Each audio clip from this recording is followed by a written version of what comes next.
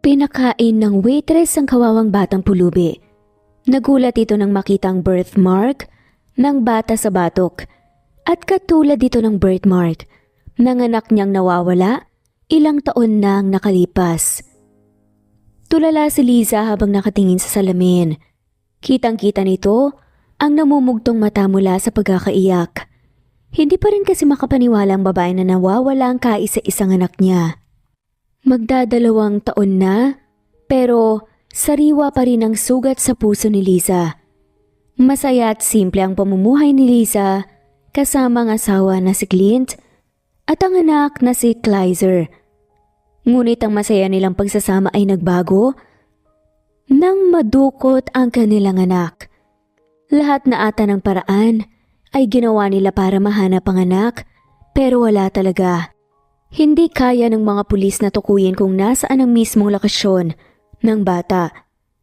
Ayon lamang sa huling sinabi ng mga pulis, ay baka wala na ang anak sa probinsya kung saan sila nakatira. Sa paglipas ng panahon nalugi ang negosyo ng mag-asawa at nagkahiwalay. Sinisisi kasi ni Liza kay Clint ang lahat ng nangyari sa kanilang buhay. Dahil sa nangyari na wala ng pag-asa si Liza, at halos 2 taong nagmukmok, dinala siya ng kanyang pamilya pabalik sa Maynila upang mabantayan ito. Tumayo si Liza mula sa pagkakaupo. Ngayong araw na pagpasyahan niyang bumangon at subukan muling ayusin ang nasira niyang pamilya. Susubukan niyang hanapin ang anak sa Maynila. Nagbabakasakaling dinala ito ng mga kumuha sa Maynila. Ipinagdarasal na lamang ni Liza na sana muli niyang masisilayan ang kanyang anak. Good morning anak. Nagugutom ka na ba? Sandali, malapit na to. Tura ng ina ni Liza nang mapansing nasa likuran niya ang anak. At tila malungkot. Morning din po. Sagot na lamang ni Liza at umupo sa pagkainan. Nakatingin ito sa kanyang ina na nagluluto. Napangiti naman si Liza dahil kahit papaano narito ang kanyang ina para samahan siya sa pagdadalamhati. Nang maluto na ng ginawang pagkain, inihanda niya na ito at pinagsilbihan si Liza. Anak, wala ang mga kapatid mo, kaya tayo lang ang naririto. Kung may gusto kang puntahan o gawin, sabihin mo lang ha. Kausap ng ginang kay Liza. Ma, gusto ko po ng trabaho. Sambit ni Liza at para bang may malalim na iniisip. Teka, sure ka ba anak? Nagulat na tanong naman ng ginang. Opo ma, mahirap pong gumalaw ng walang pere kaya po magtatrabaho ako. Sagot ni Liza. Pwede naman kitang bigyan na. Pagpipilit ng ginang. Ma, sapat na sa akin na hindi niyo ako pinapabayaan. Pero gusto ko pong hanapin ang pamilya ko sa paraan ko po. At gusto ko rin pong magkaroon ng pera sa akin mismo. Walang magawa ang ginang dahil sa desisyon ni Liza na magtrabaho. Hindi ka ba makikipagtulungan sa pulis anak? Magkaiba ang pulis dito at sa probinsya. Pinutol ni Liza ang sasabihin ng ina.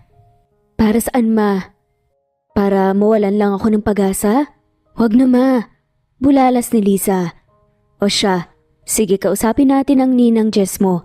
Dalawin natin siya. Sakto may bagong restaurant na bubuksan yun. Pagsuko ng ginang kay Liza. Nabuhayan ng loob si Liza sa tinura ng ina. Salamat ma. Kaya idol po kita eh.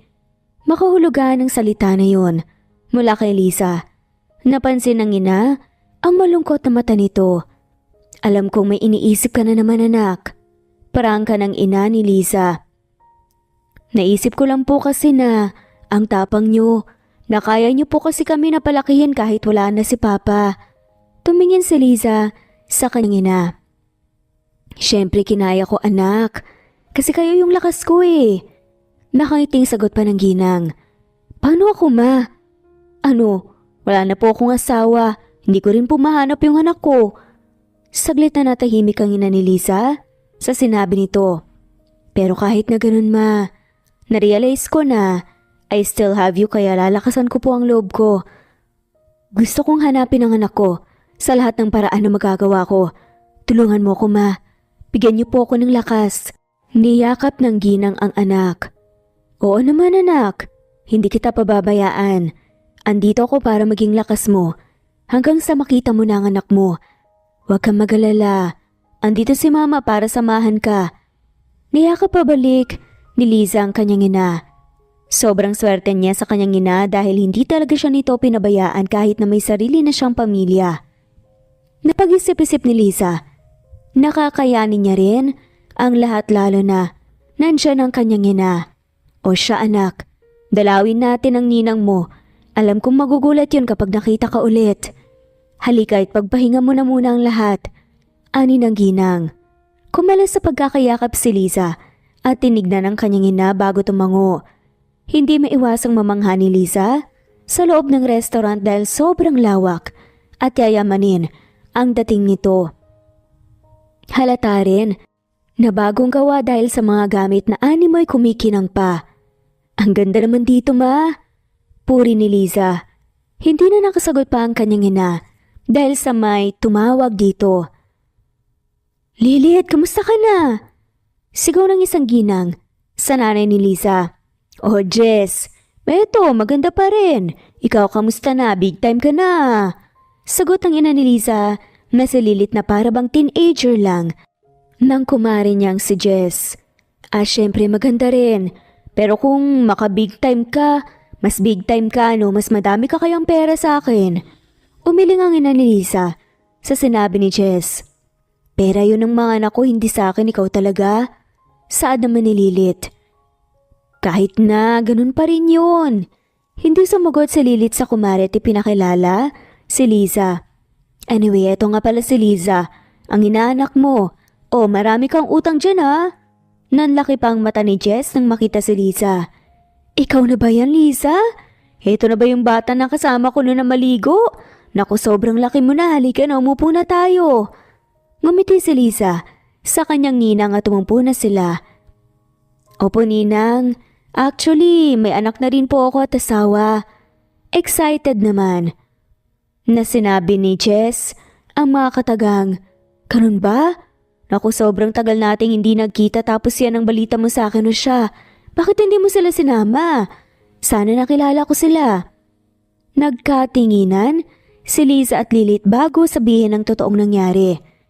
Nagulat naman ang ginang pero mas nanaig ang lungkot nang makitang masakit para kay Liza ang sabihin niya ang mga nangyari. Sorry Liza, hindi alam ni Ninang. Tutulungan na lang kita Liza. Sagot naman ni Jess. Salamat po. Actually nakaka-recover naman na po ako kahit papano. Kumukuha lang po ulit ako ng lakas para magpatuloy. Sagot naman ni Liza. You can count on me Liza. Di bali na nga, change topic na lang tayo. But at least, napadalo kayo. Actually next week pa magbubukas ang restaurant ko. Ang aga niyo naman para sa blessings. Kaloka kayo. Pag-iiba ni Jess ng usapan para bumalik ang masiglang paligid. Ayun na nga.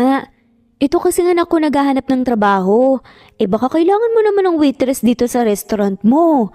Agad na sagot pa ni Lilith. Naku, walang problema. Huwag kang mag-alala. Matapos ng kanilang pag-uusap, umuwi na nga sila. Sinubukan ni Liza kontakin ng dating asawa upang makausap sana ng formal. Kaso, hindi na matawagan pa ang numero nito. Hinayaan na muna ni Liza at nagpa siya na nga lamang na siya mismo ang maghahanap kay client. Sa ngayon, mag-iipon muna siya para sa paghahanap sa kanyang anak. Walang naging problema si Liza sa kanyang unang araw sa trabaho bagkus ay nakakilala pa ito ng kaibigan at yun si Clea. Habang naglalakad sila pa uwi ay nabanggit ni Liza ang tungkol sa kanyang sitwasyon na ikinalungkot ng kanyang kaibigan. Kaya gusto niya itong tulungan, sakto dahil meron itong kapatid na pulis. Nagalangan si Liza pero sa huli, pumayag ito na kilalanin ng kapatid ni Clea. Napagpasyahan ni na Liza, nakitain ng kapatid ni Clea sa araw ng kanilang off upang makapag-usap sila ng maayos. Sigurado ka bang hindi busy ang kapatid mo ngayon, Clea? Naiinip pa na tanong ni Liza sa kaibigan. Kalma, Liza. Chill ka lang dyan, okay? Tumingin na lamang si Liza Sa malayo tinisip ang tungkol sa mga impormasyon na alam niya sa kaso ng kanyang anak. O, yan na pala siya eh. Biglang sabi ni Clea at naramdaman ni Liza na tumayo ito kaya naman nilingon niya ang dumating na kuya ni Clea. Walang ibang napansin si Liza kundi ang tatak ng uniforme nito. Lumapit naman ang lalaki sa dalawa at nagpakilala. I'm Liza, kaibigan ni Clea. Ani ni Liza at inilahad ang kamay sa lalaki. Inabot naman yon pero nanatiling walang imik at nakatingin lamang kay Liza. Tila ba nabibighani ito? Hindi naman kasi maipagkakaila na maganda naman talaga si Liza. Hoy kuya, ano na? Sabi nga ni Clea na nagpabalik sa kanyang kuya sa reality. Binitawan na nito ang kamay ni Liza. I'm Police Officer Sanchez of National Bureau of Investigation. Pagpapakilala ng lalaki. Pagkatapos nun umupo na ang tatlo. Doon na kinuwento ni Liza ang nangyari at ang lahat ng alam niya sa kaso at pati na rin sa agam-agam niya sa pagtiwala ulit ng pulis. Kung ganon, hindi talaga tayo sigurado kung nasan nga ang bata. Pero kung desidido ka nang hanapin dito sa Maynila ang anak mo, huwag kang mag-alala, tutulungan ka namin. Kukontakin namin ang mga naka-assign sa kasong to. I-update ka namin para meron kaming lead. Sa ngayon, sana magtiwala ka sa akin. Mahabang litanya ng kuya ni Clea. May kinasingkit naman ang mata ni Clea dahil sa huling sinabi nito. Napansin ito ng kuya niya kaya binawi nito ang huling kataga. I mean sa amin, magtiwala ka ulit sa aming mga pulis. Tanging tangon na lamang ang naging tugon ni Liza sa pulis. Pagkatapos ng pagkikitang yun, ay umuwi na ang tatlo. Kinabukasan, busy ang lahat sa kanya-kanyang trabaho dahil dumami na naman ang customer sa restaurant ng ninang ni Liza. Kahit si Jess ay tumutulong na sa pagluluto para mapanatili ang magandang serbisyo nila sa tao. Sa wakas nakaupo rin, bulalas ni Clea. Mahinang natawa si Liza sa kaibigan para kasi itong lantang gulay. Halata ang pagod sa mukha at nakahilatay pa sa higaan. Dito ka lang ba muna? Lalabas ako para kumain, nagutom ata ako sa dami ng tao kanina. Umiiling na sabi naman ni Clea kay Liza. Mamaya na ako, papahinga na lang muna ako. Tugon naman ni Clea. Lumabas na si Liza ng staff room at pumunta sa kanyang ninang at nagpaalam na kakain muna. Pagkatapos ng ihanda ang kakainin, ay napagpasyahan ni Liza na umupo sa may entrance banda para matanaw niya ang labas ng restaurant. Glass wall kasi ang gusali at nakakaaliw pagmasdahan ng labas habang kumakain. Pero imbes na kumain ay mas natuon pa ang atensyon ni Liza sa labas kaya hindi nito nagalaw ang pagkain niya. Malalim ang iniisip niya tungkol ito sa anak, dagdag pa ang hindi mahagilap na asawa. Dahil sa lalim ng iniisip, hindi napansin ni Liza na may dumaan na pulubing bata sa harapan niya. At dumiretso ang pulubing bata papasok ng restaurant. Nakita yun ng guard kaya hinarangan nga niya ito. At halos kalad ka rin na nga nang makita ang madungis na bata. Hoy bata, bawal ka dito. Magagalit ang amo namin. Sita pa ng guard. Pasensya na po kuya, nagugutom na po kasi ako eh. Pwede po bang makahingi po ng tira-tira niyo po dito? Maghuhugas po ko ng plato, promise po. Pangungulit pa ng bata. Ang liit-liit mo pa, marunong ka na ba maghugas? Naku bata, wala rin kaming tira dito baka doon sa karinderya. I-try mo doon maghanap. Masungit na sabi pa ng guard. Kuya, gutom na po talaga ako mag-iisang araw na po ako hindi kumakain. Pagpipilit pa ng bata. Kung gusto mo, doon ka muna sa labas at bibigyan kita mamaya. Baka makita ka ng amo ko at ako yung pagalitan. Sagot ng guard pero makulit ang bata kaya hinawakan na siya ng guard at handa na itong ilabas. Ali, Ali! Sigaw ng bata kay Liza na nakadungaw sa labas at tila'y walang naririnig. Muling sumigaw ang bata at napatingin na si Liza sa gawin nila ng guard. Gulat man ay agad na lumapit sa Liza sa dalawa at kinuha nga ang bata. Manong, hayaan mo na siya, ako nang bahala sa kanya. Nasasaktan po siya sa pagpilit nyo. Ani nito sa guard. Hinayaan na lamang ng guard dahil alam niyang malapit si Liza sa may-ari. Ayos ka lang ba bata? Nagugutom ka ba? Nag-aalalang tanong ni Liza at lumuhod dito sa harap ng bata. Opo, pero ayaw po akong bigyan ni kuya eh. Kinaladkad pa po niya ako palayo. Sumbong pa ng bata. Huwag kang mag-alala, bibigyan kita. Tugon naman ni Liza. Talaga po? Salamat po. Dahil sa tuwa ng bata ay napayakap ito kay Liza.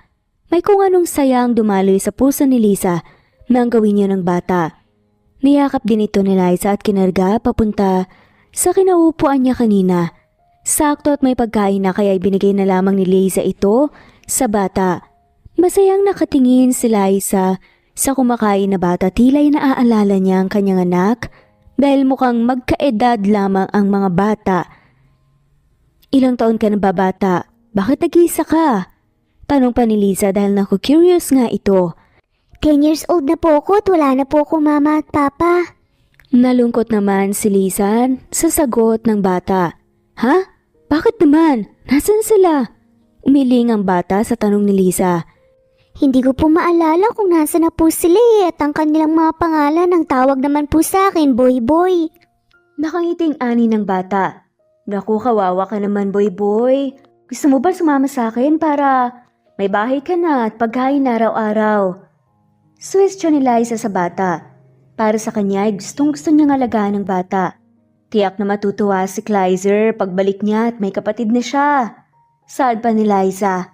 Talaga po, ang bait niyo naman po pala, Ali. Pwede po ba talaga ako sumama? Nahihiyang tanong ng bata. Oo naman, basta maligo ka agad ayoko nang madumi. Biro ni Liza at pinunasan ng pisngi ng bata dahil may mga uling ito sa muka. Maputi ang bata at halatang gwapo ito. Yun nga lang, ay kulang sa ayos dahil parang hindi na makikilala ang itsura nito dahil sa mga dumi sa kanyang muka. Napatayo si Liza nang biglang mabilaukan ng bata sa pagkain. Inabutan niya ito ng tubig at hinimas ang likod ng bata. Hinay-hinay boy, hindi aalis yung pagkain sa harap mo. Natatawang sabi pa ni Liza. Opo, sagot naman ni Boy Boy. Patuloy lang hinimas ni Liza ang likod ng bata. Napansin niya, nabasa ang likod kaya naisipan nga nitong lagyan ng panyo niya. Ilalagay pa niya sana ito nang mapansin ang tilay itim na bilog sa batok ng bata. Pinunasan niya ito, akala niya dumi pero hindi natatanggal. Biglang lumakas ang tibok ng puso ni Liza sa pumasok sa kanyang isipan. Boy Boy, saan mo nakuha tong itim dito sa batok mo? Ayaw matanggal eh. Tanong pa ni Liza. Mas lalong lumakas ang kabog ng dibdib niya sa naging sagot ng bata. Ate, birthmark ko daw po yan. Inosenteng sambit ng bata. Doon na natigilan si Liza. Pumasok sa kanyang isip ang anak. Na nawawala magdadalawang taon na. Narealize din ni Liza na sumakto ang edad ng kanyang anak at ng bata. Sinong nagsabi sa inyo niyan? Sumisikip ang dibdib na tanong ni Liza. Yung mga tao po sa bahay yan po na pinanggalingan ko po, may mga ibang tao din po na nagsasabi na naririnig ko po. Swerte nga daw po yan eh. Sagot ng bata. Teka, bahay ampunan? San yun? Takang tanong ni Liza. Hindi ko po maalala, basta po doon po ako dinala ng mga pulis. Mas lalo lamang nadagdagan ng mga teorya sa isip ni Liza. Ano? Pulis? Teka, bakit may pulis? Tanging paggiling ang iginawad na sagot ng batang paslit sa tanong ni Liza. Gustuhin mang magtanong pa ni Liza, hininto na nito dahil sa pagsulpot ng ninang Jess niya. Sino yan, Liza? Pinakain mo ba siya inaanak? Masiglang tanong ni Jess. Ngunit napalitan ang masayang ekspresyon ng naluluha siyang hinarap ni Liza. Liza, bakit? What happened? Nag-aalala ang ninang. Ano ko? Mahinang sabi ni Liza at kumunot ang noon ni Jess. Ano? Hindi kita maintindihan, Liza. Ano bang nangyari? Ang anak ko po, ninang. Nangihina si Liza kaya napasandal ito sa kanyang ninang. Napatingin si Jess sa bata at doon niya lang napagtanto ang ibig sabihin ni Liza. Halika, sumama ka muna sa akin. Richard, pakibantay muna ang bata. Huwag mong paalisin ha. Pakainin mo kung nagugutom pa. Inakay na ni Jess si Liza at sinama na nga sa kanya. Ibinilin din ni Jess sa kanyang manager ang bata upang hindi ito mawala ulit. Nang marating nila ang isang kwarto kung saan nagpapahinga si Jess, ay pinaupo niya muna si Liza. Siya ba? Sigurado ka ba? Anak mo siya? Natatarantang tanong pa ni Jess kay Liza. Marami silang pagkakaparehas, Ninang eh. Kinakabahan nga ako, paano kung totoo nga na kaharap ko na pala ang anak ko ngayon, Ninang. Hindi man po ako sigurado pero parang nakakaramdam po ako ng lukso ng dugo, Ninang. Hindi ko na po alam. Masakit para kay Jess na makitang nasasaktan si Liza. Sa ganoong sitwasyon, naiintindihan niya ang inaanak, halo-halo na ang emosyon nito at hindi alam ang gagawin dahil bigla na lamang may batang sumulpot. At ikinatatakot ni Liza na baka muli na naman siyang aasa sa wala. Huminahon ka, Liza. Magpahinga ka at sabay natin niya na alamin kung sino nga ba yung bata. Sa ngayon kumalma ka lamang. Pagpapakalma ni Jess sa inaanak. Pinagpahinga na muna ni Jess si Liza at hinayaan sa kwarto na yun na matulog. Si Jess munang nagasikaso kay Boy Boy. Walang kaalam-alam si Jess sa kung ano ba ang itsura ng anak ni Liza. Tinawagan ni Jess ang nanay ni Liza at pinaliguan nila ang bata. Nagulat si Jess nang umiyak si Lilith. Pagkatapos mapagmasdan ng bata, na malinis na. Doon na pagtanto ni Jess na tama nga si Liza at ito ang kanyang anak dahil ayon kay Lilith, kamukha nito ang apo niyang nawawala. Walang alam ang bata sa mga nangyayari kaya hinahayaan na lamang niya ang mga ginang na tratuhin siyang parang pamilya. Excited na ang dalawang ginang sa paggising ni Liza para iparating ang good news na meron sila. Gabi na nang magising si Liza at sarado na rin ang restaurant ni Jess. Nangihinay itong lumabas ng kwarto. Napansin niya na sarado na ang gusali at tanging kusina na lamang ang may bukas na ilaw.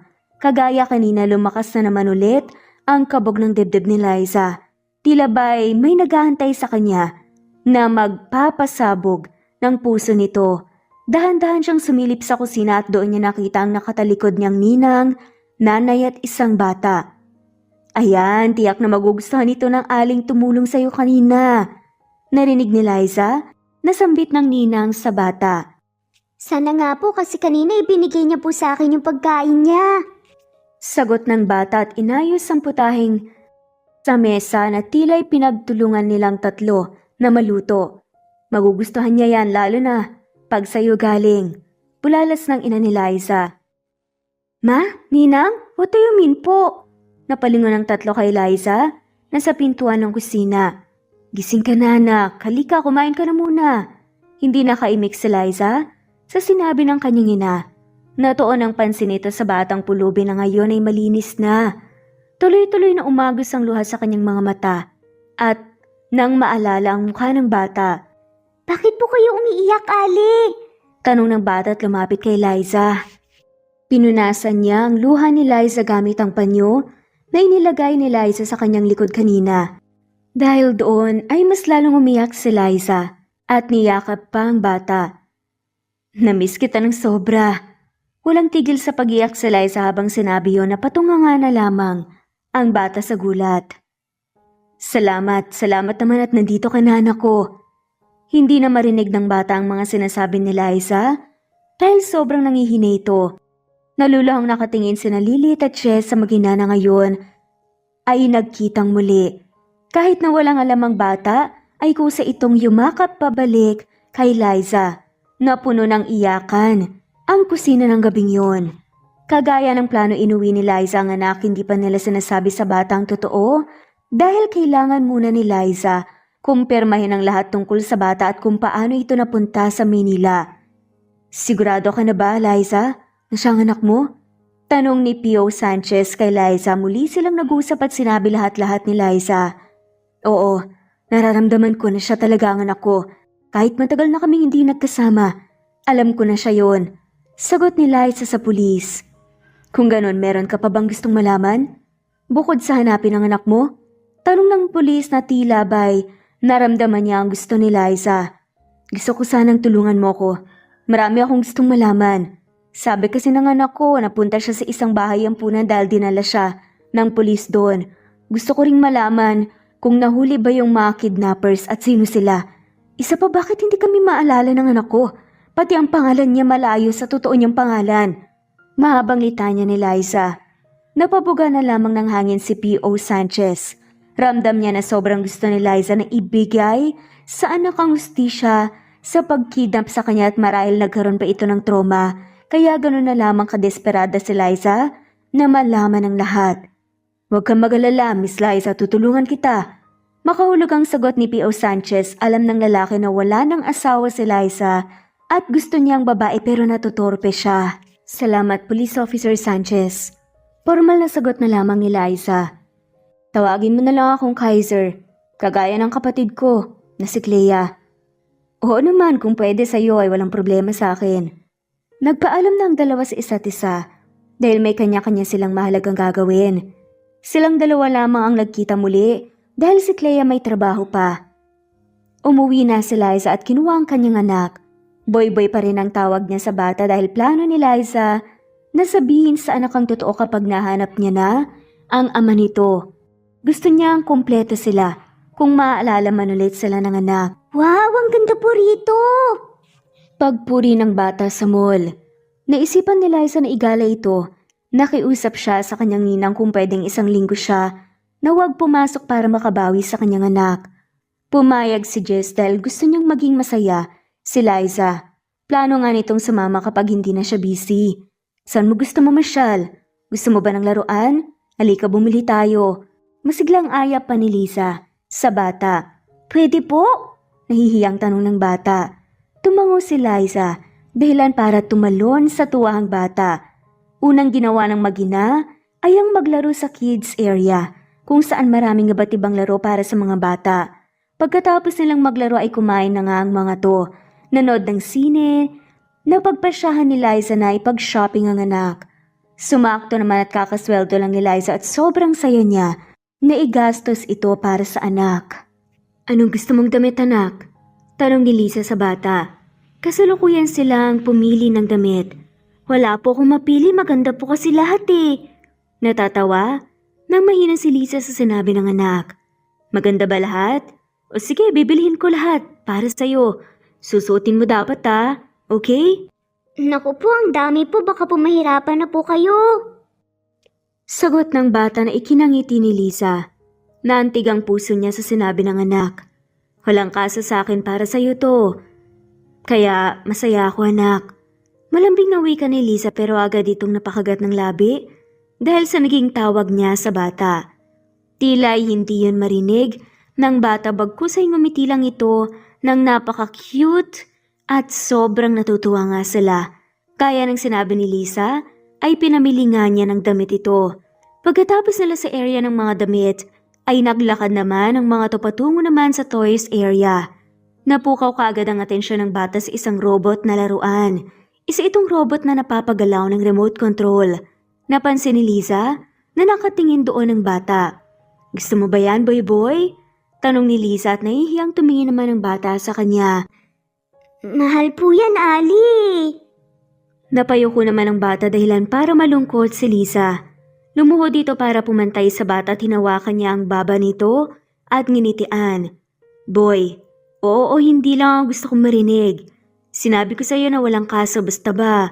Masaya ka, kaya gusto mo ba yun? Pangungumbinsi ni Liza. Sa bata na okay lang talaga. Kahit naghahalangan ay tumango ang bata dahil baka malungkot si Liza kapag humindi siya.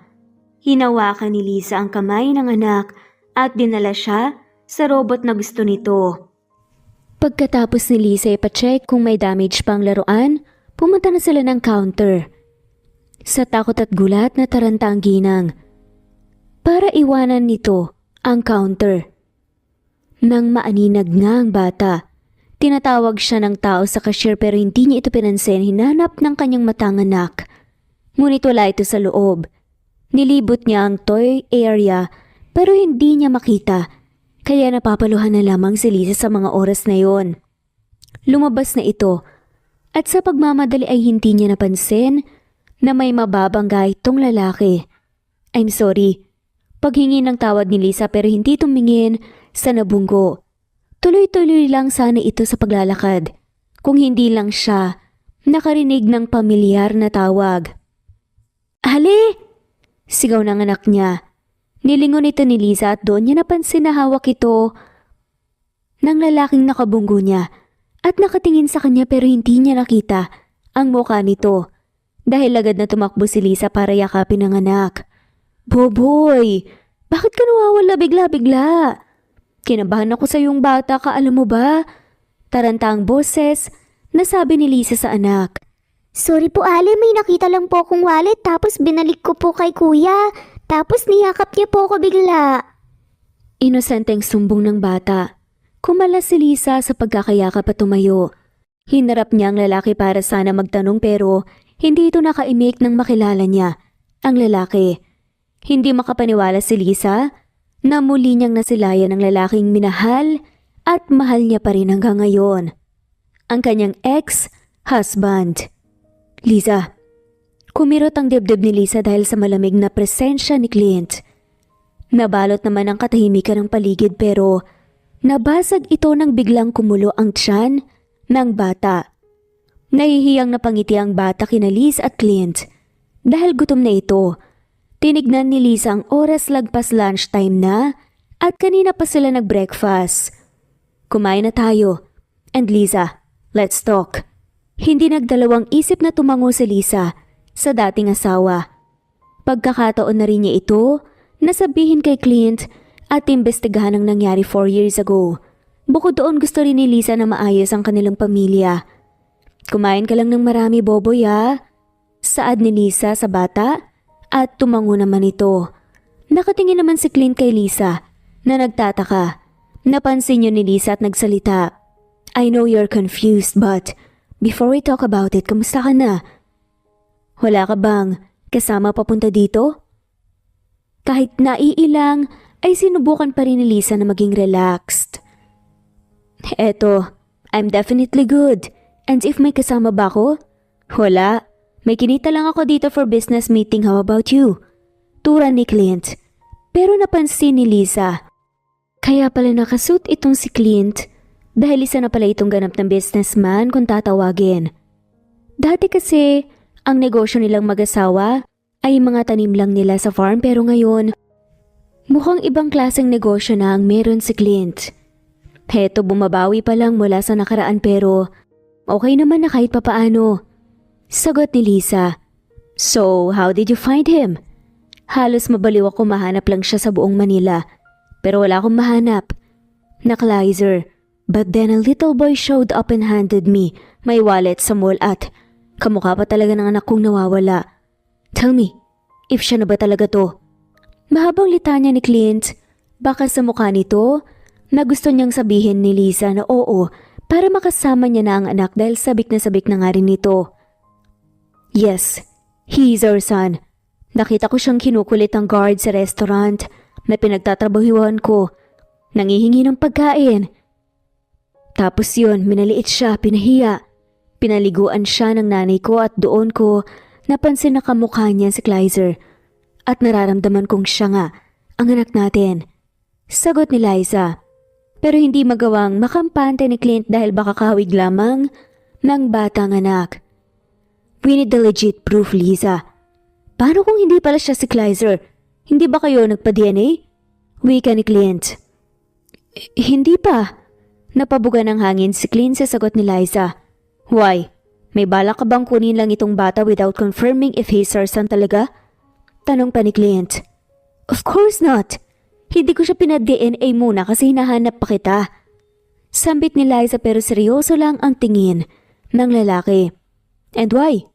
Hindi ba sabi mo sa akin pumunta ako ng Manila at hanapin ang anak natin at hindi ako magpapakita sa'yo kung hindi ko siya kasama? May puot na tanong ni Clint. Hinanap kita para makipagtulungan pero hindi na kita makontak kaya nagkusa na ako. I didn't expect na may makikita akong bata na kamukha ng anak natin. Plano ko sana magpa-DNA habang hinahanap ka. Pero para mas sigurado tayong dalawa na lang. Paliwanag ni Lisa. If that's the case, magpa-DNA tayo ngayon At akong bahala sa gastos. I'll make sure na may results agad. Sumang-ayon naman si Lisa at tinignan ng bata na busy sa pagkain. Nalungkot si Lisa sa dahilan na baka hindi ito ang anak niyang si Kleiser.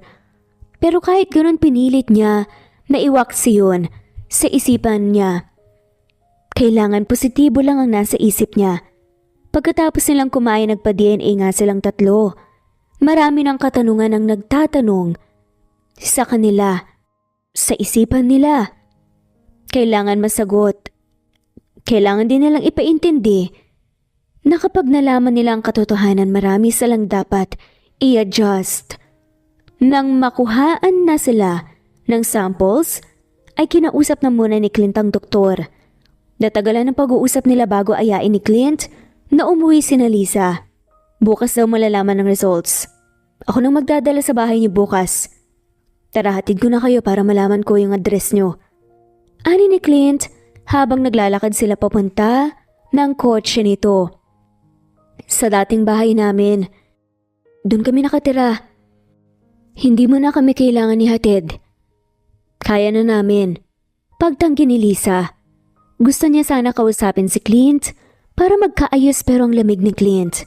Sa kanya kaya naduduwag ito. I insist. Palubog na ang araw at delikado mag-commute. Tara na. Hindi na sumagot pa si Lisa at hinayaan na lamang si Clint na kunin ang bata na natutulog sa kanya. Clint, iho? Ikaw na ba yan? Halika muna at pumasok para makapag-usap tayo ng kaunti. Hinanap ka namin pero hindi ka makita. Bakit pala wala na kayo sa bahay niyo dati? Pati yung parents mo. Sunod-sunod na bulalas ng ina ni Liza kay Clint na para bang asawa pa rin ito ng anak. Magandang gabi po. Actually, my parents are in America na po. Ako naman po, meron na po akong sariling bahay pero malayo po rito kaya hindi niyo po ako mahahanap. Hindi na po ako magtatagal. I need to go home because someone is waiting for me po, tita. Magalang na sagot ni Clint. Napatingin si Liza sa huling sinabi ni Clint. Oh, may aso ka sigurong naiwan sa bahay mo, no? Di ba mahilig ka ron? Kaunting natawa si Clint sa sinabi ng ginang. Hindi po, tita. Girlfriend ko po. Baka po kasi nagugutom na kaya kailangan ko pong umuwi. Saad ni Clint. Napatigil na lamang ang mag-ina. Sa naging sagot ng lalaki, hindi nila inaasahan yon. Next time na lang po tayong mag-usap, tita. Ang totoo niya, na-miss ko po kayo. Ang kadaldalan niyo pero need ko po talagang umuwi. Pasensya na po Una na po ako. Pagpapaalam ng lalaki dahil napansin niya na hindi naman na sumagot pa ang ginang. Alam ng ginang na hindi na mag-asawa si Clint at Liza, kaya ganun na lamang kadali sabihin kay Clint ang mga katagang yon. Isa pa, mutual naman ang hiwalayan kaya walang rason para hindi sabihin ni Clint. Mangiyak-ngiyak na pumasok sa loob si Liza, bit-bit ang anak na natutulog. Anak? Tawag ng ina kay Liza.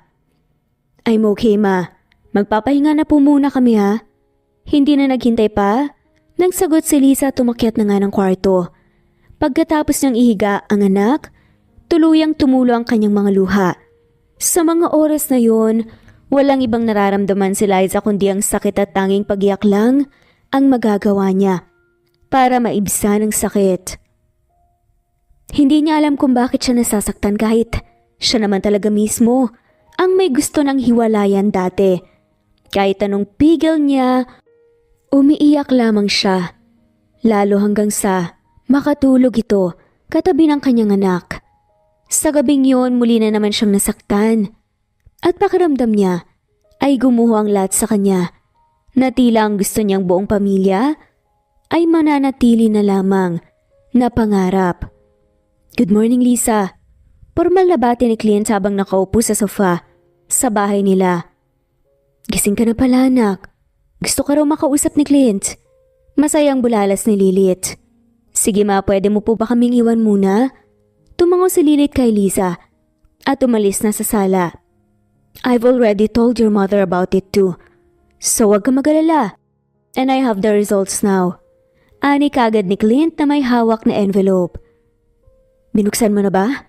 Umiling ang lalaki sa tanong ni Liza at inabot nga ito sa kanya. Nagpakawala muna ng malalim na paghinga si Liza at kinakabahan na dahan-dahang binuksan ang envelope. Agad niyang tinignan ang porsyento ng resulta. Natigilan ito kaya naman nilapitan siya ni Clint at tinignan din ang resulta. Nagkatinginan ng dalawa at mapapansin ang namumuong luha sa kanilang mga mata.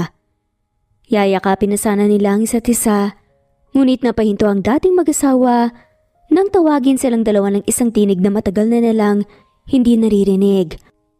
Mama? Dada? Umiiyak si Boy Boy habang nakatingin kila Lisa at Clint. Bagong gising ito pero pinagpapawisan para bang nananaginip ito ng masama. Kaya ganun ang itsura niya. Yes, we are your dada and mama. You remember us, anak? Tanong ni Liza sa anak na umiiyak. Tumakbo ang bata at niyakap sina Liza at Clint. Ganun din ang ginawa ng dalawa. I miss you, my son. I'm sorry. Sorry kung hinayaan ka mawala ni dada. I'm really sorry. Mahigpit ang pagkakayakap ni Clint sa bata. Sobra ang pagsisisi niya dahil sa kamalian na nagawa nito dati na naging dahilan ng masasakit na pangyayari sa kanilang pamilya. Napuno ng iyakan silang tatlo habang si Lilith naman nakamasid sa kanila sobrang saya dahil sa wakas magiging masaya na rin ang kanyang anak. Ilang oras ang lumipas nang mapagpasya ni Clint na ilabas ang kanyang magina pero bago yan ay may dadaanan pa silang tatlo. Where are we going, Clint? Tanong ni Liza. At my house. Sasabihin ko sa girlfriend ko ang tungkol dito at para ma-meet na rin niya kayo. Okay lang ba yon? Napalunok si Liza sa sinabi ni Clint. Kumirot naman ang kanyang dibdib pero sinubukan na nga lamang niyang ngumiti at tanggapin yun. Ha? Oo naman. I'm excited to meet her too. Also, para makapagpaalam na rin ng maayos sa kanya about her son. Sagot ni Liza. Balak nilang dalawa na kung papayag ang girlfriend ni Clint, gusto sana ni Clint at Liza na bumawi sa anak at mag-bonding silang tatlo. Napag-usapan ng dalawa na pwede silang magkasama basta para lamang sa kanilang anak. Hindi magawang makipagayos pa ni Liza dahil kumukuha pa ito ng pagkakataon. Stacy, I'm home! Bulalas ni Clint. Pagkapasok ng bahay, sakto lang ang laki ng bahay para sa isang pamilya. Hindi maiwasang isipin ni Liza na baka wala na talagang chance na mabuo silang tatlo at makabalik sa probinsya dahil may plano na ata si Clint na bumuo ng ibang pamilya. Natigil ang pamumuni-muni ni Liza nang may lumabas na magandang babae galing sa kwarto. Babe, welcome home! Bati ng babae at tumakbo kay Clint. Niyakap niya ito dahilan para takpan ni Lisa ang mata ng anak. Kumalas din kaagad si Clint at ipinakilala sila. Napansin ni Liza na nagulat ang babae nang makita nga ang bata. What does this mean, babe? Tanong ng babae sa maarteng tono. Hinawakan ni Clint ang kanyang kamay. Stacy, do you remember when I told you that I have a son? That's him, babe. I found him. And also, siya si Lisa, ang ex-wife ko. Sagot ni Clint at ipinakilala ang dalawa. Oh, nice to meet you. Hello, kiddo, you're so cute. Sambit ni Stacy at tinignan ng bata. Nakangiti pero parang natakot ang bata sa kanya kahit walang dahilan. Nice to meet you too, Stacy. Pagpasensyahan mo na tong si Kleiser, mahiyain lang talaga siya. Nahihiyang sabi na lamang ni Liza kay Stacy. Kleiser po? Inosenteng tanong ng bata. That's your name, son. It's your real name. Sagot ni Clint sa bata, tumango naman ito. Halika kayo, let's have a breakfast. Ayan ni Stacy sa kanila pero si Clint na mismo ang tumanggi. I'm sorry, babe, but we have an appointment thing to do. It's for our son. Ani ni Clint at tumingin kay Liza at sa anak. Kung okay lang sana sa'yo, Stacy, pwede bang makasama ni Kleiser si Clint? Huwag ka mag-alala. I respected the both of you but I hope you won't mind if my son wants to be with his dad.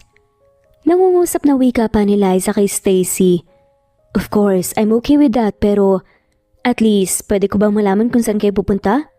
Sagot kunwari ni Stacy ng bait-baitan. Tinignan naman ni Liza si Clint para iparating na siya ang magpaliwanag. Inaya ni Clint si Stacy na umalis muna saglit para mag-usap. Hindi nagtagal ay bumalik na nga rin silang dalawa.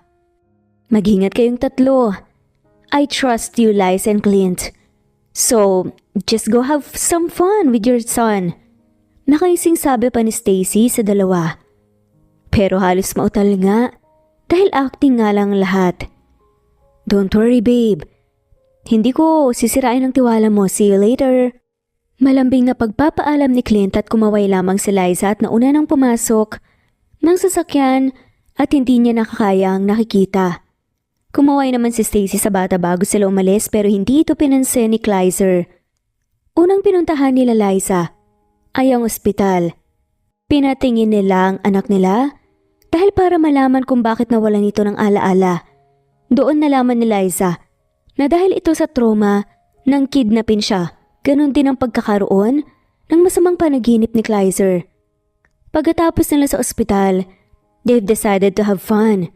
Pumunta sila sa museum dahil ito ang gusto ng bata. Naglaro din ang mga to sa isang parke at kumain at dinalaw ang puntod ng ama ni Liza. Hapon na, nang napagpasya nilang umuwi. Habang bumabiyahe, tahimik lamang ang dating mag-asawa sapagkat nakatulog ang kanilang anak. Dala ng pagod. Ni isa ay walang gustong magsalita para itong mga pipi. Tumagal yon ng ilang minuto bago magsalita si Clint. Should they have a rule? Like magmimit lang tayo kapag ang rason ay si Kleiser. Lahat na involve ang anak natin and nothing more. Agree ka ba? Sumikip ang dibdib ni Liza sa paraan ng pagkakasabi ni Clint. Para sa kanya, lumalabas na ayaw siyang makita ni Clint. Hindi naman niya masisisi ang lalaki dahil nasaktan ito sa mga sinabi ni Liza sa kanya. Hindi matanggap ni Clint na kayang makipaghiwalay ni Liza kahit na dapat nagtutulungan sila sa problemang nangyari dati. Ha? Oo naman. Dahil si Kleiser naman talaga ang dahilan kung bakit tayo magkasama ngayon. Sagot ni Liza. Pigil na pigil itong tumulo ang kanyang luha. Good. Yun lamang ang huling salita ng lalaki. Sa huli hindi makaya ni Liza ang malamig na pakikitungo ni Clint. Hinarap niya ito at tinignan. I know what I did. Pero sana naman wag kang ganyan. Nasaktan lang din ako. Nawalan din ako ng anak. Naintindihan kong nararamdaman mo. But do I really deserve this treatment? Sana kahit maging magkaibigan man lang ang mga magulang ng ating anak. Gustuhin man ni Liza na magtaas ng boses pero hindi pwede dahil baka magising ang kanilang anak. Friends, nakipaghiwalay ka dati for this. Anyway, I'm doing this for Stacy. Ayoko masaktan siya, baka isipin niyang nagkakamabutan na tayo. Sagot ni Clint at tumahimik. Tumango-tango si Liza. Naiintindihan niya. Totoo nga na walang pake sa kanya si Clint ngayon at ang anak nga lang talaga ang gusto nitong makita. I understand. I'm sorry. Hindi ko na ipipilit pa. Sorry for everything. I hope mapatawad mo ko. Mahina ang pagkakasabi ni Lisa dahil nasasaktan ito pero sapat na para marinig yun ni Clint. Past is past. Let's just focus on our present. Tanging sagot ni Clint. Pero hindi yun ang gustong sagot ni Liza. Akala niya magiging maayos na sila ni Clint pero mukhang tuluyan silang mawawalan ng pake sa isa't isa. Tinanggap ni Liza ang katotohanan na hanggang doon na lamang ang pamilya nila. Masaya siya para sa anak dahil hindi ito mawawala ng ama. Kahit hindi man sila magkaayos ni Clint, basta ba'y wag lang itong pabayaan ni Kleiser. Pagkarating sa bahay nila Liza, ay agad itong bumababuhat ang anak. Bago pumasok ng gate, ay hinarap muna nito si Clint. Baka gusto mong sumama bukas. Makikipagkita kasi ako sa kaibigan kong pulis. May impormasyon daw siyang sasabihin. Dadalhin ko si Kleiser kung gusto mong sumama. Mahabang litanya ni Liza. Sure, susunduin ko kayo. Alis na ako. Ani ni Clint at tumalis na nga nang hindi man lamang lumingon kay Liza. Huli na ang gabing yun, naiiyak si Liza. Alam niya ang siya rin naman ang dahilan kung bakit nagkaganon si Clint sa kanya. Ang hindi alam ni Liza, masakit rin para kay Clint ang ginagawa niya pero gusto niya lamang respetuhin si Stacy. Kaya ganon siya sa dating asawa. Kagaya nga ng napagkasunduan sinundo ni Clint ang magina. At tumungo na nga sila sa lugar kung saan sila magkikita ng pulis. Hindi maiwasan ni Kleiser na ayayin ng mga magulang na gumalas sa paligid. Kasalukuyan kasi silang nasa garden ng isang overlooking na restaurant at sobrang ganda ng paligid. Anak, we are here to meet someone. Baka hindi niya tayo mahanap kapag umalis tayo. Mamaya after nito gagala tayo, okay? Pagpapaintindi ni Liza sa anak dahil gusto talaga nitong gumala. I'll take him. Ikaw na munang humarap sa pulis, hanapin na lang namin kayo. Is that okay? Suhestyon ni Clint. Tumango na lamang si Liza. Dahil ayaw na nga niyang magsalita pa, kapag si Clint ang kausap, naiilang kasi ito. Umalis na nga ang magama at naiwan si Liza. Hindi nagtagal ay dumating na si Kaiser. Liza! Tawag ng pulis sa babae. Kaiser, buti nakita kita ulit. Bati ni Liza sa pulis. It's nice to see you too. Tara na? Ayaw ni Kaiser at pumasok na silang dalawa sa restaurant. Akala ko kasama mo yung magama mo. Tanong ni Kaiser pagkatapos itong umorder ng pagkain. Namasyal lang saglit, ang kulit kasi ng anak ko eh. Pero okay na rin yun para makapag-bonding sila. Nakangiting sagot ni Liza. Mamaya, tayo naman ang mag-bonding. Biro lang. Masaya ako para sa iyo dahil nakita mo na silang dalawa. I hope you're all doing fine. Kahit masaya may kirot sa mga mata ng lalaki dahil gusto nito sa Liza, pero alam niyang hindi pwede. Kaya nga mas okay nga para mabawasan yung mga iisipin nating dalawa. So, ano palang information gusto mong sabihin? Tanong ni Liza. Umayos ng upo si Kaiser bago magkwento. Here's what I've gathered. According to my investigation, 2 years ago, may nadakip na mga kidnappers dito sa Manila. Malayo-layo ang address mula sa atin. May isang batang lalaki silang biktima. Pinuntahan ko yung pulis na nakadakip at ang sabi nila sa akin, almost a month nang nasa kidnappers ang bata. Sinubukan tanungin ng mga pulis yung kidnappers kung saan sila galing doon. At nalaman nila na sa probinsya nyo and they contacted the police na nasa town nyo pero wala naman daw nag-file ng reklamo about sa missing child. Kumunot ang noon ni Liza sa isiniwalat ni Kaiser pero hinayaan niya lamang na magkwentong lalaki. Alam ko, nalilito ka. I think I know the reasons about that and I will tell you later. Kagaya nga ng sabi ko walang reklamo. Hindi rin maalala ng batang impormasyon tungkol sa kanya. The kid looks like an 8-year-old when he got kidnapped. Yun ang sinabi ng mga pulis. Ang ginawa nila ay dinala ang bata sa bahay ampunan pero hindi yun nagtagal at nawala. Hula ng mga pulis, tumakas. About naman sa anak mo, nalaman ko na nanirirahan siya sa isang kubo hindi malayo sa restaurant ng ninang mo. Napadpad dito ang bata dahil sa ginawa niyang pagtakas at sobrang delikado ng ginawa niya. Dugtong ni Kaiser na pagkukwento. So asan na yung mga kidnapper? Paano walang reklamo? Halos ubusin namin lahat ng police station doon, matulungan lang kami. Nahanapin ang anak ko. Hindi makapaniwalang sambit ni Liza. Nasa amin ang mga kidnappers ngayon pero isang tao lang daw ang nakakaalam kung sino ang kidnappers nila. Mastermind? Napataas na kilay ni Liza sa sinabi ni Kaiser. Yes, lahat ng kidnappers isa lang ang sinasabi sa amin. Sumama lang ang mga ito sa isa nilang kasama. Dahil sa pera pero hindi nila alam kung sinong nagpautos na kidnapin ang bata. Paliwanag ni Kaiser. May nag-utos? Tumangon si Kaiser sa tanong ni Liza. Meron. Hinala ko nga ay bigating tao ito at nagawa niyang idaan sa pera ang mga pulis doon sa probinsya nyo. Para baliwalaan ng reklamo. Isang tao lang nakakakilala sa kanya. Napakapit si Liza sa kanyang dibdib. Hindi niya alam na kaya palang Maidaan sa pera ang ganitong sitwasyon at hindi niya inaasahang may umutos para dukutin ang anak niya. Sino? Sinong taong to? Nangigigil na tanong ni Liza. Si Fred Samson. Isa siya sa mga kidnappers at tanging ito lang ang makakakilala sa mastermind. Sagot ni Kaiser. Sinabi ba sa inyo? Umiling ang lalaki. Hindi. Kagaya ng inaasahan, nagmamatigas pa ito. Sagot ni Kaiser na ikinagigil lalo ni Lisa. Dalhin mo ako sa kanya. Ako mismong magpapaamin dito. Hinawakan ni Kaiser ang nanginginig na si Liza. Kumalma ka muna. Hindi tamang susugod ka. Nagalit dahil mas lalo lang itong hindi magsasalita. Mas lalo lang itong hindi sasabihin ng totoo. Pagpapakalma ni Kaiser kay Liza. Anong gagawin natin, Kaiser? Gusto kong bigyan ng hustisya ang anak ko. Hindi niya deserve ang trauma na meron siya. Baka sa mukha ni Liza ang sakit na nararamdaman para sa anak. Huwag kang mag-alala. May plano ako, tutulungan kita. Napangiti si Liza kay Kaiser dahil napakabait nito sa kanya. Salamat talaga ng marami, Kaiser. Dahil dyan libre ko na to sa'yo. Turo ni Liza sa pagkain na kanina pa pala dumating pero hindi nila pinapansin.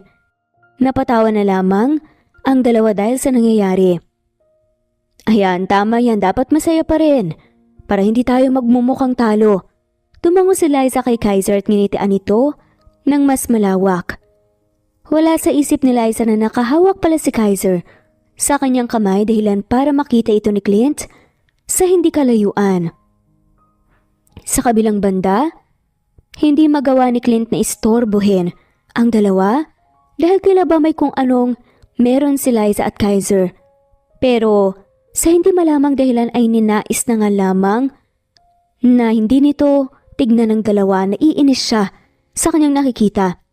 Pinili na lamang ni Clint na mag-take out ng pagkain ng hindi napapansin ng dalawa at sa garden sila kumain ni Kaiser. Nawala si Clint sa mood at ayaw niyang makitang dalawa. Umalis si Kaiser na hindi nakikita ang magama. Habang si Liza naman nadatna ng magama sa kotse at hinihintay siya. Bakit hindi kayo bumalik? Kumain na ba kayo? Tanong ni Liza kay Clint pero hindi siya nito pinansin. Masakit pero hinayaan na lamang ni Liza dahil yun naman talaga ang ine-expect niya. Kung kanina ay sa passenger seat si Liza, umupo, lumipat ito sa likod kasama ang anak. Napatingin si Clint kay Liza pero sa anak ang atensyon ng babae. Pinaandar na lamang ni Clint ang kotse. So, anong mga nalaman mo tungkol sa pulis? Nagtaka si Liza sa paraan ng pagtatanong ni Clint. Parang may ibang meaning ang mga sinasabi nito. Hindi lang ordinaryong taong nagpadukot sa anak natin.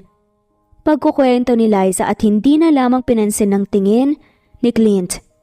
Nagpadukot? Paano naman nasabi ng pulis yun? Hindi naniniwalang wika ni Clint. Doon na ikinuwento ni Liza ang lahat-lahat. Galit? Ang lalaki. Ito ang naging reaksyon niya dahil sa nalaman. Kagaya ni Liza gusto niya ring sugudin yung lalaki pero pinigilan lamang ni Liza. Si Kaiser na daw ang bahala.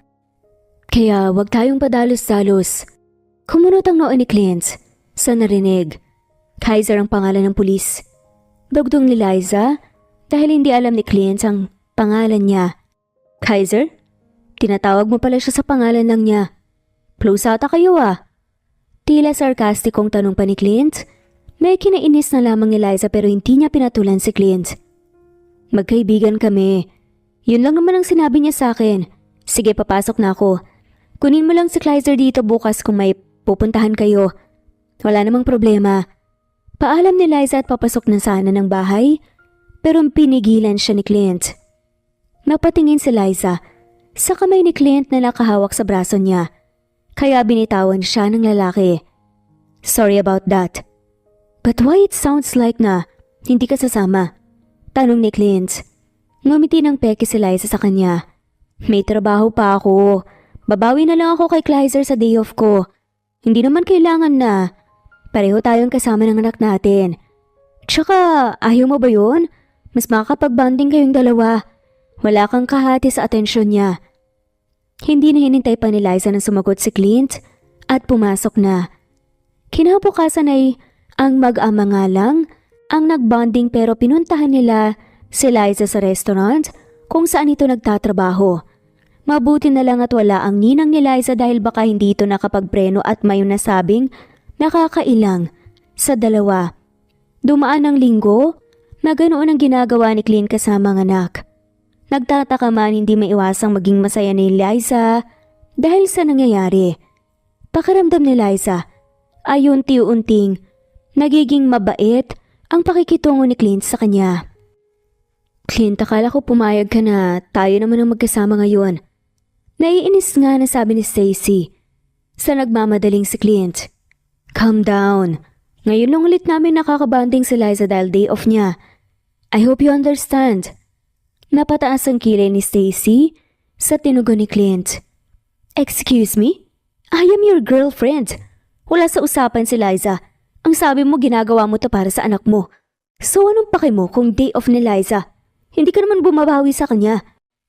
Nilapitan ni Clint si Stacy na parang sasabog na sa galit. Stacy, please. Gusto kong iparamdam sa anak kong okay kami ng mama niya at hindi kami mawawala sa tabi niya. Stacy, intindihin mo sana na para sa trauma ng anak ko ito. Pagpapaliwanag ni Clint. Nakumbinsi naman si Stacy at pinayagang umalis si Clint. Akala ko may plano kayo ni Stacy. Nagulat si Liza kay Clint na nasa harap nila. Ng anak, niyakap agad ni Kleiser ang ama. Namiss ka si Kleiser pumayag naman si Stacy, kaya ayos lang lahat. Tumawa si Liza at nauna nang maglakad. Paano mo nalaman na nandito kami sa mall? Huminto si Liza at tumigil sa paglalakad para marinig ang sagot ni Clint. Si tita, sinabi niya sa akin tara doon tayo. Sagot ng lalaki tinuro ang playground para sa mga bata dito sa mall. Habang naglalaro ang mag-ama, ni Liza ay nakamasid lang si Liza. Nang nakangiti, masaya ang puso niya dahil sa isang iglap magkasama ulit silang tatlo. Kahit malabo nang mabuo sila bilang isang pamilya, ayos lang dahil nagkakasama naman sila. Malalim atang iniisip mo Sulpot ni Clint sa kung saan. Si Kleiser? Natarantang tanong ni Liza dahil nagulat ito na wala na sa harap niya ang dalawa. Andun siya. Don't worry. Turo na nga lamang ni Clint sa kanilang anak na naglalaro sa napakaraming bola. Sorry.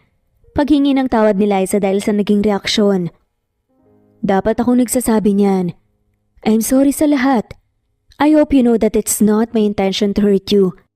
Mahinang sambit ni Clint habang nakatingin sa anak. We have both made a mistake. Kaya sana magkapatawaran na tayo. Kagaya ng sabi mo, focus tayo sa present. Ngumiti ang dalawa sa isa't isa. Hindi kita mapatawad kasi hindi naman ako nagalit sa'yo. Saad ni Clint.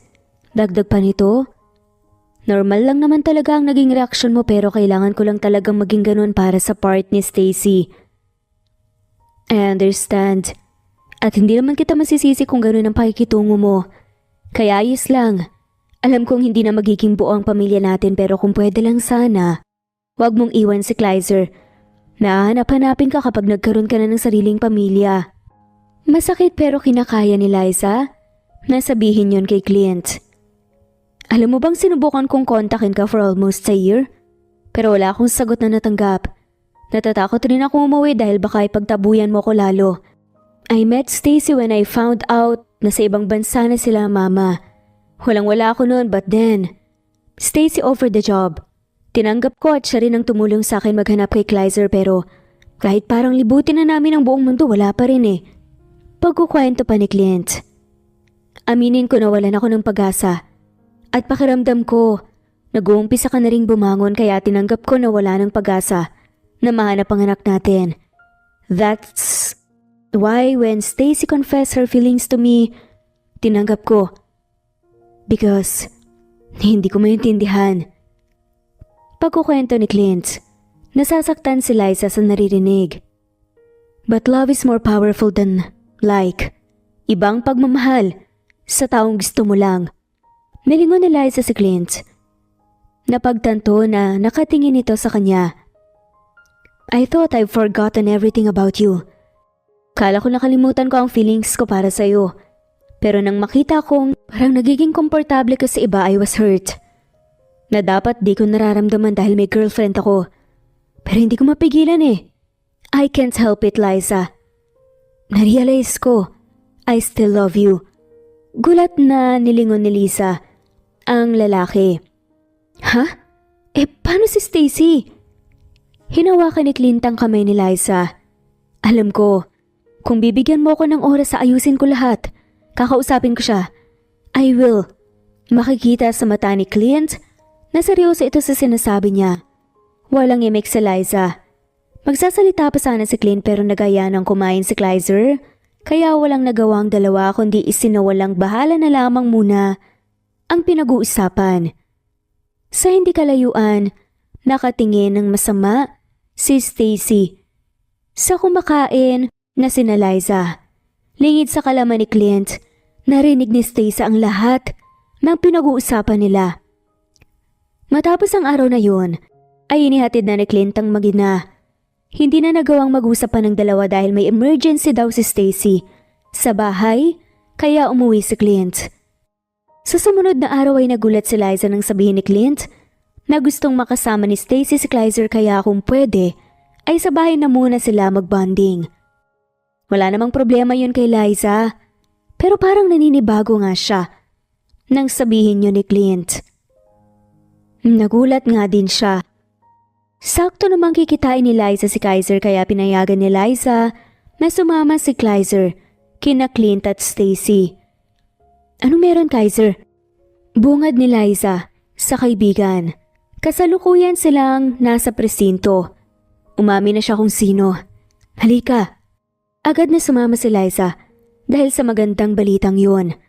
Sa wakas magkakaroon na rin ng justice. Kaya naman, masaya siya pero may halong kaba. What makes him tell the truth? Nagtatakang tanong ni Liza nang makapasok sila sa isang room doon. Nakita ni Liza ang isang lalaki na nangihina at nakaupo sa isang upuan at nakatali ito. Your ex-husband. Nakausap ko siya last time, inutusan niya ang ibang kasamaan ko. Ginamit ng ex-husband mo ang pera niya para ma-blackmail itong si Fred.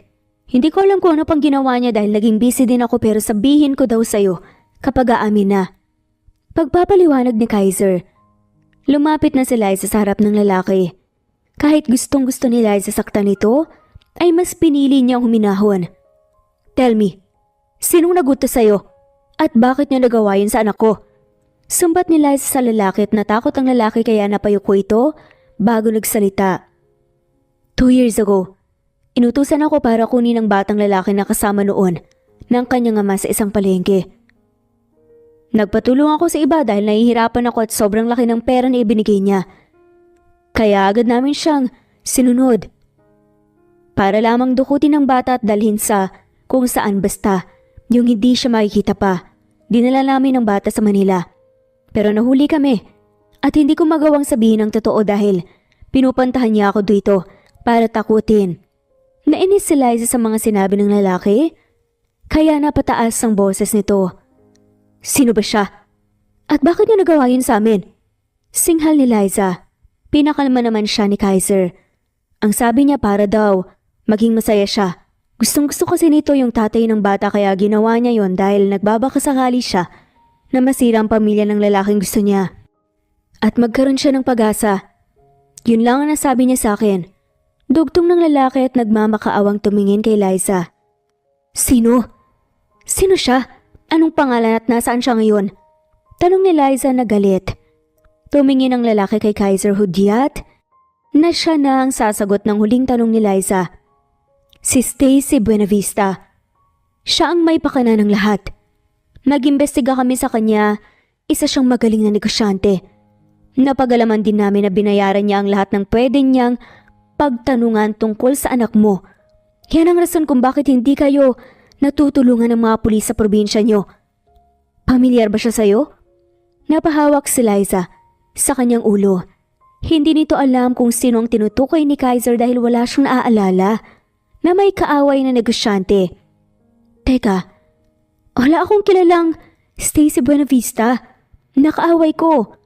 Isang Stacy lang ang kilala ko pero ngayon lang kami nagkakilala eh. Pag-amin ni Liza, dahil ang girlfriend lang naman talaga ng ex niya ang Stacy na kilala niya. Ang maaaring konektado sa kanila. Nasaan siya? Baka pwede lang nating tanungin. At ipatukoy kay Fred kung ito ba ang Stacy na sinasabi niya. Kumunot ang noon ni Liza. Malabo para sa kanya na girlfriend yun ni Clint. Sandali, tatawagan ko.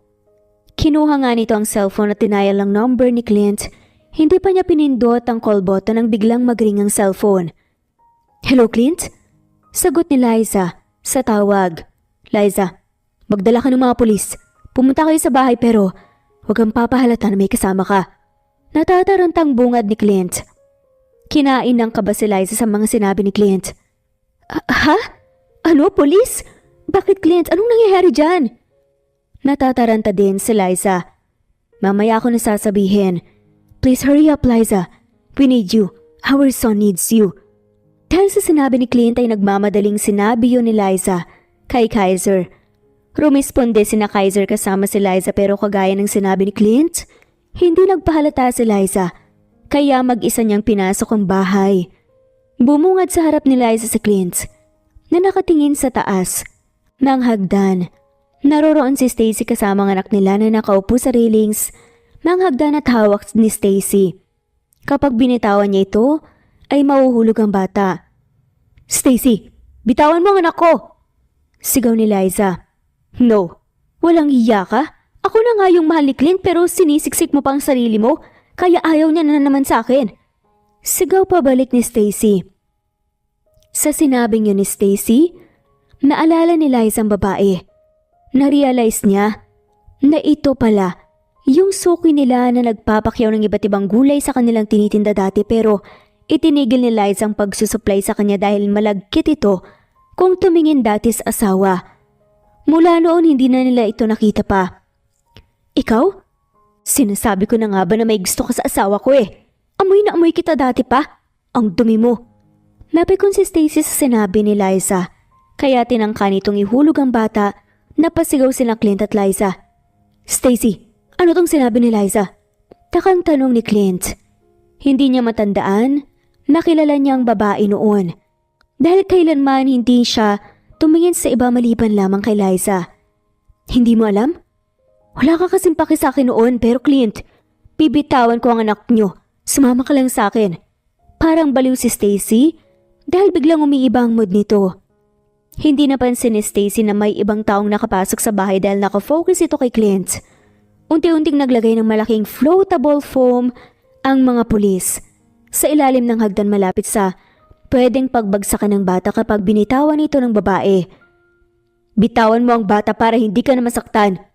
Sigaw ni Kaiser at nagkataon na may hawak ang babaeng kaya naman lumabas na rin ang mga kasamahan niya. Walang iya ka talaga, Liza. Kung hindi ka mapapasakin, Clint, edi walang magiging masaya sa ating tatlo. Sigaw ni Stacy at itinulak ang bata. Napuruhan ni Kaiser si Stacy sa paa dahilan para matumbay ito. Mabilis na tumakbo ang mag-asawa sa anak.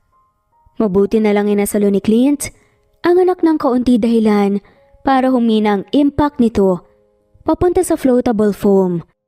Niyakap agad ang dalawang anak dahil umiiyak ito. Pinasasan na ni Kaiser si Stacy at dahil sa sugat, hindi na ito nakapalag pa. Dalhin na ninyo sa ospital ang bata para malaman ang lagay niya. Kami nang bahala kay Stacy. Bulalas ni Kaiser at nginitian si Liza. Dahil sa labis sa pasasalamat ay niyakap ni Liza si Kaiser. May kinagulat nito. Salamat, Kaiser.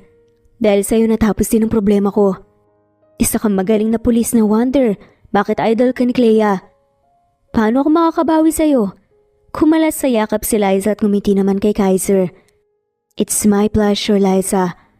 Ang matulungan ka at makitang masaya ay magandang pambawi na. Sagot naman ni Kaiser. Natawa ang dalawa at nagpaalam sa isa't isa. Hinarap ni Liza ang magama niya. Matalim na nakatingin si Clint sa kanya. May kinataas ang kilay ni Liza. Ano bang problema mo? Takang tanong ni Liza pero hindi ito sumagot. Bahala ka. Pagsuko ni Liza at tinuon ng pansin sa anak. Niyakap niya si Kleiser na parang ayaw niya na itong pakawalan pa. Labis ang kaba na nararamdaman ni Liza dahil akala niya ay may mangyayaring masama sa kanyang anak. Mabuti na lang at hindi sila pinabayaan ng Diyos. Pagkatapos ang lahat ay sa bahay na nga muna nila Liza natulog si Clint. Nalaman ni Lilith at Jess lahat kaya gusto nilang sugudin si Stacy pero pinigilan ni Liza ang kanyang ina at ninang. Sa gabing yun ay sa iisang kwarto natulog si Clint at Liza. Paano ba naman kasi dahil sinet up sila ni Lilith para daw makapag-usap sila ng maayos at kung pwede dagdagan ni Kleiser ay gawin nila. Kahit kailan talaga ay makulit itong nanay ni Liza. Pasensya ka na kay mama. Alam mo naman ganito talaga siya, di ba? Paghingi ng tawad ni Liza kay Clint na nakaupo sa kama. Ayos lang, tama naman to. Sagot ni Clint para mapalunok si Liza. Ha? Ano? Namumulang ani ni Liza. Hindi mo pa ako sinasagot tungkol sa sinabi ko sa iyo nung nasa mall. Now that Stacy is no longer between us, pwede ba tayong magsimula ulit, mahal ko? Pangako, mas titibayan ko pa at poprotektahan ko kayo kahit na anong mangyari. Pagsusumamo ni Clint kay Liza, hinawakan ni Liza ang pisngi ng kanyang asawa. Ang laki ko namang tanga, kung ayaw pa ako. Matagal ko din naman na hinihiling na mabuo tayo ulit eh. Kaya oo naman Clint, magsimula ulit tayo. Pagkatapos sabihin ni Liza yun, niyakap nila ang isa't isa. Yakap na nagsasabing, hindi na sila muling magkakahiwalay pa at mas matibay pa kaysa dati. Alam nila na hindi nawala ang pagmamahal nila sa isa't isa kaya bakit pa nila patatagalin ang panahon na may sama sila ng loob. Masyado ng maraming panahon ang nasayang. Sa gabing yun, sobrang saya ni Liza at makakatulog na siya nang may malaking ngiti sa labi habang kayakap ang lalaking gusto niyang makasama sa habang buhay. Pinapangako ni Liza sa sarili na hindi na niya muling pangungunahan ng lahat at magtitiwala lamang sa lalaking pinangakuan niya sa altar na magiging karamay niya sa lahat. Hindi maipaliwanag ni Clint ang saya sa kanyang puso habang inihintay sa altar ang asawa at anak niyang sabay na papalapit sa kanya. Napagpasyahan na ni Liza at Clint na magpaksal ulit, simbolo ng pagsisimula nilang muli. You may now kiss the bride. Malakas ang naging hiyawan ng lahat pagkatapos sabihin niya ng pare. Nagkatinginan si Liza at Clint. Bakal sa kanilang mga mata ang walang humpay na pagmamahal. Pangakong hinding-hindi ko na hahayaan na muli tayong magkalayo, mahal ko. Punong-puno ng pagmamahal, natura ni Clint at inayos ang buhok na nakaharang sa mukha ni Liza. At pangako ko rin sa iyo, mahal. Natutulungan kita sa lahat bilang asawa mo at hinding-hindi na bibitaw sa iyo magpakailanman. Sagot naman ni Liza at ipinulupot ang braso sa leeg ng kanyang asawa. I love you. Sabay nilang bigkas. Inilagay ni Clint ang kamay sa bewang ni Liza at hinila ito papalapit sa kanya. Bago nito, unti-unting inilapit ang kanyang muka. Mas lalong nag-ingay ang mga tao sa paligid nang magdikit ang labi ng dalawang taong nagmamahalan. Sa buhay, hindi na talaga nawawala ang mga problema ngunit hindi ito dahilan para mawala ng pag-asa. At sumuko dahil lang problema ay palaging may kalakip na solusyon. Mas piliin natin na mag-isip ng solusyon kaysa sumuko. Pagkat may mga tao pang nasa paligid natin ang handang tumulong sa atin at magmamahal sa atin. Tutulungan nila tayong bumangon mula sa masakit na nakaraan na hindi natin makayanang lampasan. Yan ang tumatak sa isip ni Liza habang nakatingin sa mga taong hindi siya iniwan at naging kasangga niya sa pagharap sa hamon ng kanyang buhay. Isa-isa niyang tinignan ng lahat, ang kanyang ninang, mga kaibigan, pamilya, lalo na ang kanyang ina. Malawak ang naging ngiti ni Liza nang magtama ang tingin nila ni Lilith na walang ibang ginawa kundi ang suportahan siya sa lahat ng pangyayari sa kanyang buhay. Simula noon siya'y biniyayaan nga ng lubos hanggang sa pagbuo niya ng sariling pamilya. Mas binayaan pa nga sila nang muli silang mabigyan ng isa pang anak. Wala na nga silang mahihiling pa dahil tahimik, matiwasay at puno ng pagmamahal ng kanilang buhay. Hanggang dito na lamang po ang kwento ni Liza at Clint. Sana po nagustuhan niyo ang simpleng kwentong ito at kinapulutan ng aral. I-comment lamang po kung ano pong nakuha niyong aral sa kwentong ito. Muli ito ang Cat Amazing Stories. Mag-comment lamang po kung gusto niyo pong magpa-shoutout. Sa kwentong ito, shoutout po sa mga sumusunod. Veronica Briseño, Violeta Murillo, Teresita, Teresa Bulie, Christine Flores, Nesbet Hanaban, Flor Salvalion, Kuwait, Raquel Labay, Kuya Atok, Lani Pardilio, Eva Violeta, Presbyteros Rose, Amy Regalado, Teresita, Pres Cavilla Havana, Precious, Lilian Naubebe, Eli Evangelista Anderson, Marziel Arcilias, Rosemary Palaganas, Rose Martinito, Ding Liege, Alexa Gomez, Jomira Bueno, Amy Fenovares, Irma Emma, Lali Emralino, Tortillas Gaming, Matea Estrera, Annalie Flor, Rosemary Tinito, Rosemary Palaganas, Excelsis Tagala, Emily Kinlog, Rosemary, MM, Penning Escal, Neri Cabangon, Lucia Baldo, Rosemary Vasquez, Londono Villas, Faye, Rosemary, Angelo, Vicky Adlaon, Mercy Villantes, Rezeline Unday, Allen, Ace, Nino Regidor, Jeyo Cadtec, Escapades, Matilda, Irma Valerio, Agustina Aniceto, Cecilia Alvior, Naitan Canada, Lily Roda Barcial, Eli Ramirez, Doris Day Pangan, Lynn Lee of Macau, Reyes, Rebecca Tezuka, Noel Macero, Rizalina Credo, Mitchie Karch, Romel Carion, Juliet Panlilio, Lynn, Merlilyn Zenny Marion, Benoni Anya Lucas from Bacolod City, Merlina Aparata, Annalyn Nantes, Flordette, Lorena Utod, Faye, Anita Hernando, Roach Ann Rodriguez, at shoutout na rin po sa lahat ng mga walang sawang sumusubaybay. Maraming salamat po.